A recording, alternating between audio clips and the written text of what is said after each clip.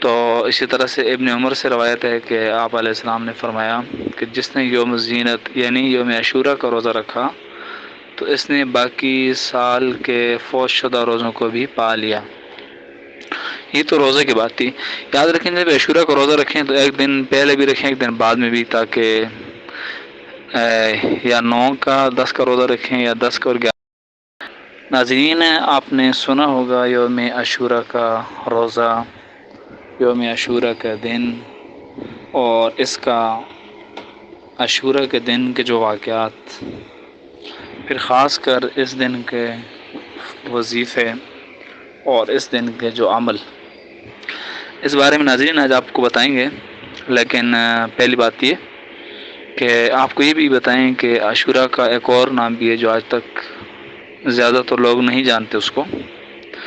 تو اس کو یوم عاشورہ کو یوم زینت بھی کہا جاتا ہے، اور اس طرح یوم عاشورہ کو یہ نام اس لیے دیا گیا ہے کہ اللہ تعالیٰ نے اس دن میں 10 انبیاء کو 10 عظمتوں سے نوازا تھا، تو اس لیے یوم زینت کے دن بھی اس کو کہا گیا ہے۔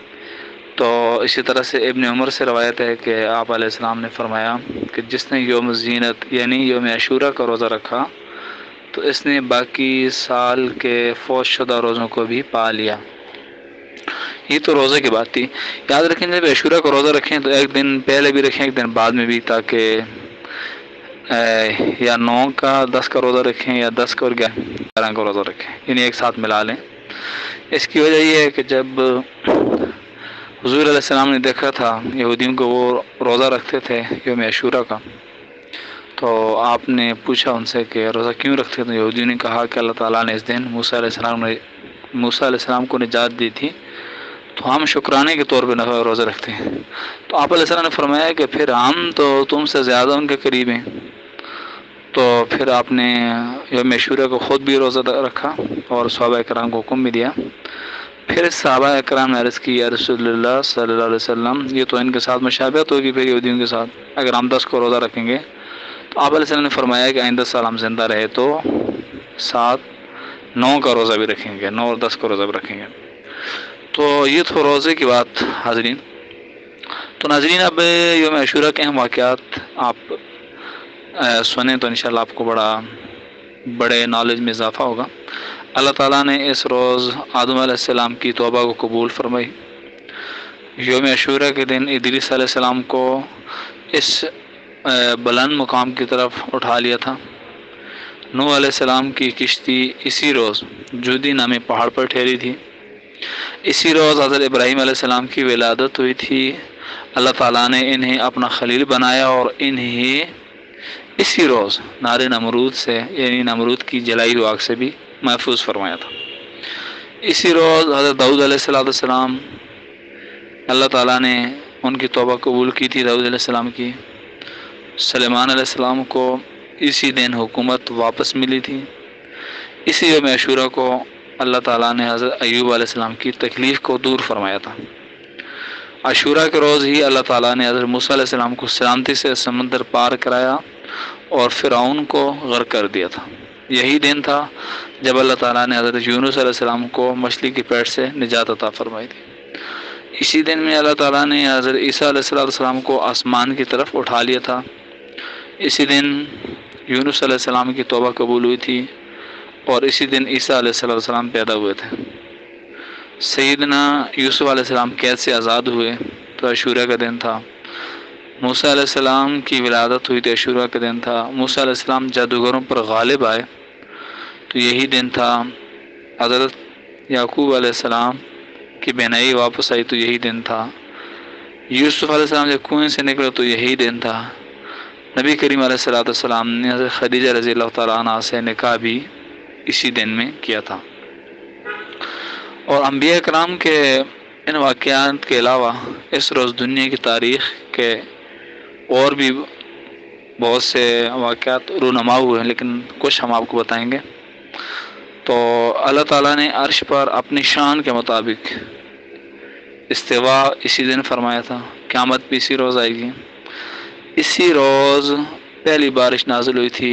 اسی روز پہلی رحمت ہوئی تھی، اتری تھی آسمان سے۔ اسی روز امام حسین رضی اللہ تعالیٰ عنہ نے شہادت کا مرتبہ پایا تھا۔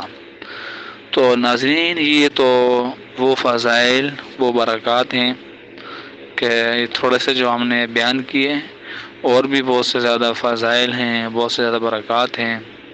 اور پھر یہ کہ یوم عاشوراء کے دن آپ نے کیا کرنا ہے کہ اپنے دسترخوان کو وسیع رکھنا ہے۔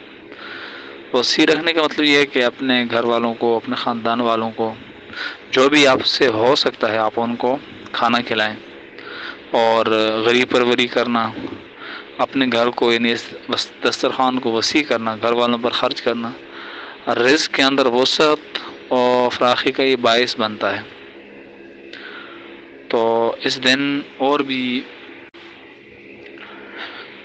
حضرت اپنے مسعود رضی اللہ تعالیٰ عنہ سے روایت ہے کہ نبی کریم علیہ الصلوۃ والسلام نے فرمایا کہ جس نے عاشوراء کے دن اپنے اہل و عیال پر نفقے خرچ کیا، اللہ تعالیٰ سارا سال اس پر رزق کی وسعت فرماتا ہے۔ سفیان ثوری رحمۃ اللہ علیہ نے فرمایا کہ ہم نے اس کا تجربہ کیا تو بالکل اس کو ایسے ہی پایا، یعنی جب ہم نے یہ حدیث سنی کہ عاشوراء کے دن دسترخوان کو وسیع کریں تو ہم نے اس کے اوپر عمل کیا، یعنی گھر میں مہمانوں کی دعوت کی، لوگوں کے اوپر خرچ کیا، تو پورا سال پھر ہمارے اوپر بھی اسی طرح سے رزق برستا رہا، یعنی اسی طرح ہمارے لیے ہم نے رزق کا جو ہے وہ بہت زیادہ فائدہ اٹھایا، تھوڑا سا لوگوں کو کھلایا تو اللہ تعالیٰ نے اس کے مطابق اور زیادہ دے دیا۔ اور پھر یہ بھی یاد رکھیں کہ بنی اسرائیل پر سال میں ایک دن جو کہ یوم عاشوراء یعنی 10 محرم کے دن کا روزہ فرض ہو گیا تھا، تو لہٰذا اس طرح ان کو اوپر فرض تھا تو وہ بھی اس کے اندر اپنے اہل و عیال کے اوپر خرچ کیا کرتے تھے، روزہ رکھتے تھے، یعنی ہاتھ کو کھلا رکھتے تھے، تو سارا سال ان کو رزق کی وسعت جو ہے وہ ملتی تھی۔ اور فرمایا کہ جس نے اس دن روزہ رکھا تو اس کے 40 سالوں کا کفارہ بن جائے گا، اور جس نے عاشوراء کی رات بیدار رہ کر گزاری، یعنی ساری رات و رات گزارا، رات بیدار رہا، جاگتا رہا، اور دن کی روزے کی حالت میں گزارا، تو وہ مرتے وقت موت کی تنگی محسوس نہیں کرے گا۔ یہ بھی بہت بڑا فائدہ ہے، یعنی کہ ویسے ہی انسان تو جاگتا رہتا ہے رات 12 بجے تک، اگر 3-4 گھنٹے وہ اور جاگ لے، ساری رات جاگتا رہے۔ جاگنے سے یہ مراد نہیں کہ آپ جاگ کر کھیلیں، کودیں، گیم کھیلیں، کرکٹ دیکھیں، نہیں، صرف عبادت کریں، تسبیحات پڑھیں، درود پاک پڑھیں، اور اس طرح جاگ کے گزاریں، دن کا روزہ رکھیں، تو جب مرتے وقت کیا ہوگا، تنگی محسوس نہیں ہوگی اس کو۔ اور پھر یوم عاشوراء میں اپنے گھر والوں پر وسعت فراہی کرنے سے اللہ تبارک و تعالیٰ ایسا کرنے والے جو مسلمانوں پر کشادگی فرماتا ہے، سال بھر ان کے رزق میں اضافہ ہوتا ہے۔ تو کشادگی رزق والی یہ حدیث مبارکہ مختلف روایتوں کے ساتھ ملتی ہے، روایت کی کثرت اس مبارکہ کی صحت کو ثابت کرتی ہے۔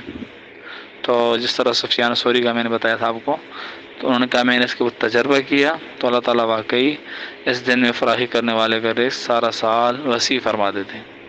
تو ناظرین، اگر آپ کو یہ باتیں حدیث مبارکہ سے جو بتائی پسند نہیں آپ کو تو پلیز کو شیئر بھی کر دیں۔ اگر آپ نئے ہیں چینل کو تو اس کو پلیز آپ سبسکرائب بھی کر دیں۔ اللہ تعالیٰ ہم سب کا حامی و ناصر۔ اللہ حافظ۔